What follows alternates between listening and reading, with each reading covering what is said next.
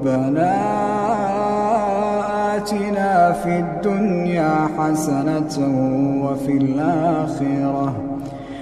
الآخرة حسنة وقنا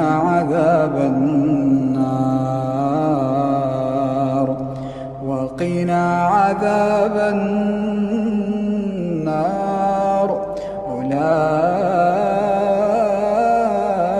لهم نصيب مما كسبوا والله سريع الحساب.